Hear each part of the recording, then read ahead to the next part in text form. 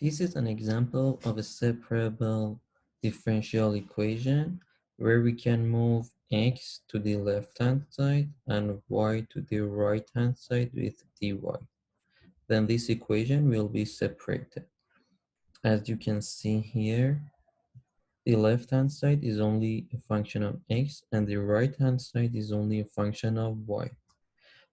We can extend this term here, as you can see, and then divide each term by y. So we can find this equation. So this differential equation, we can just simply integrate both sides of this equation.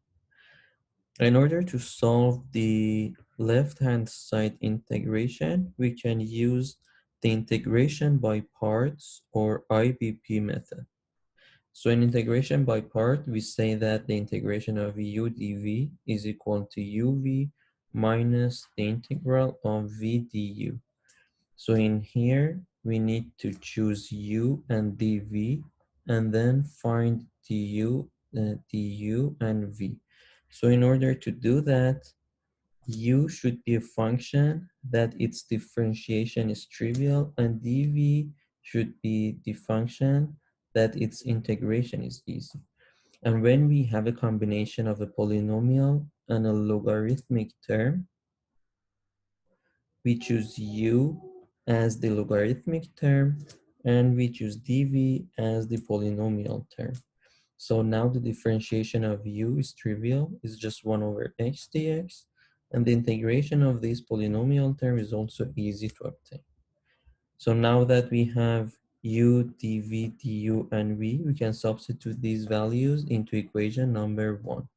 So equation number 1 and 2 will give us that the integration of u dv is equal to uv. We have u here and v here, uv minus the integral of v du, which is here. So now this term, we just write it. And also we need to integrate this term. 1 over 3 is constant, so we move it out of the integration, and x to the power of 3 times 1 over x is x squared. And the integration of x squared is too simple. It's just 1 over 3 times x to the power of 3. And also here, c1 is the constant of integration. So now we found the integration of the left-hand side. This was the differential equation that we had. Now we have the differentiation, the integration of the left-hand side. We only substitute that here. So we have the integration of the left-hand side by integration by part. And the integration of the right-hand side, since it's a polynomial, is trivial to obtain. Now we have two constant of integrals, c1 and c2. We can combine them into c. So this will be the final answer to the given differential equation.